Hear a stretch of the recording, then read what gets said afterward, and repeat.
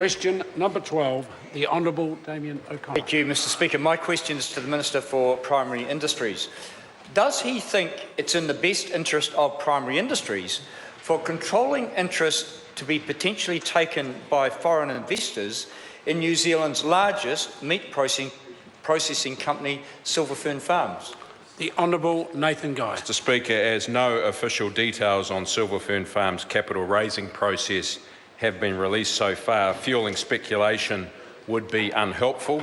However, I agree with the Leader of the Opposition who said that Fern Farms' capital structure is a matter for Fern Farms shareholders to decide. And Mr Little went on to say, and I'll quote his position on foreign direct investment, is that adding jobs, adding investment and creating new value for New Zealand, that is a good thing. Ultimately, Fern Farms is owned by farmer shareholders, and there indeed are farmers on the board. They are in the best position to influence the outcome of this process. Supplementary, Mr Supplementary question, the Honourable Damien O'Connor. Why did the government refuse to assist the Meat Industry Excellence Group, who have a proposal to consolidate the meat industry, which would benefit New Zealand, instead allowing Fern Farms to be controlled by foreign investors? The Honourable Nathan Guy. Mr Speaker, I think there's some confusion in the Labour Party caucus because I don't think Mr O'Connor has talked to Mr Little. They have different views. Can I go on to say, Mr Speaker, that I have read the MIE report. I think it has created some discussion. The government doesn't feel that we should be stepping in the middle of that process. If the gains are as big as what that report says, then it's going to be up to the meat industry to drive those changes.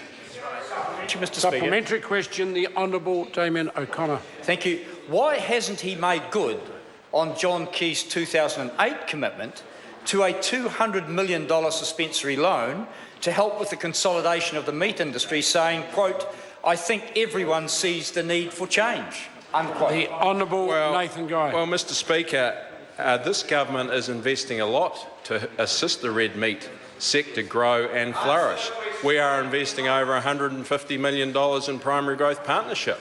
Of course, we went to the campaign 12 months ago with election promises that our farming and rural community back, unlike the opposition that went there with a capital gains tax, a tax on irrigation and also an enlarged ETS process, and that's why they had their worst result ever in the history of the Labour Party. Point of order, Mr Speaker. Order. Order. Order. Point of order, the Honourable Damien O'Connor. Point of order, Mr Speaker. I seek leave to table a 2008 meat industry report where Mr English says, as long as it's under $200 million, I don't mind. I'm seeking to table this report. What's the source of the report? It's a media report. Does the member have any further supplementaries? Supplementary, Mr Speaker. I suggest to use them. The supplementary. Supplementary question, the Honourable Damien To the O'Connor. Minister, will he commit right now to ensure any foreign investment in Fern Farms goes through the Overseas Investment Office? If not, why not? Well, there is, Mr. Speaker, there is an Overseas Investment Office process for foreign investment if it does indeed meet that threshold. The member is obviously very confused. Yesterday he was on the Farming Show radio program saying that the board of Fern Farms should be sacked. I think that is terrible when at the moment all we have is speculation that the member is indeed fuelling along. Order. Supplementary, Mr Speaker. Supplementary question, the Honourable Damien O'Connor. Order. Thank you, Mr Speaker.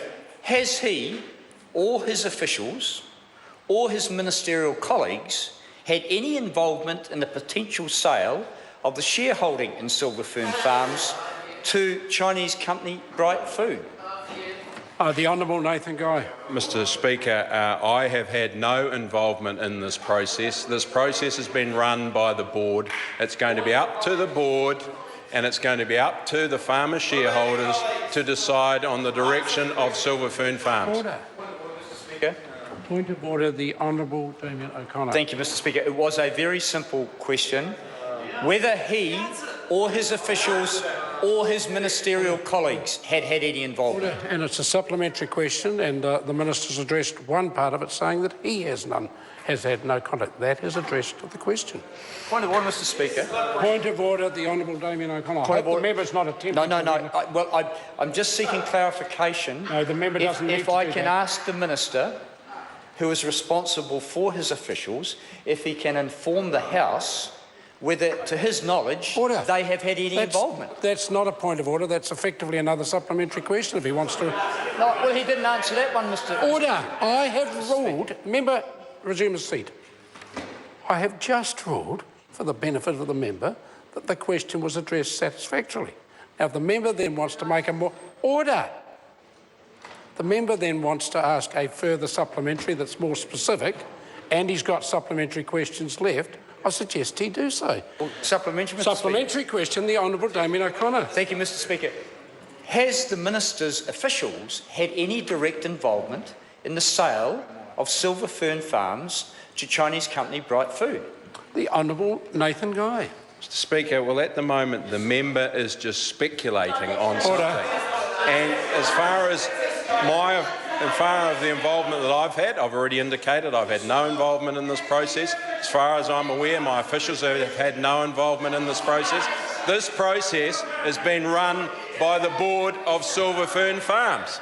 Ultimately, it will be up to the shareholders to decide who are farmers. Point of order, Mr. Speaker. Point of order, the Honourable Damien O'Connor. It is a repeat, and I tried to keep the question very narrow.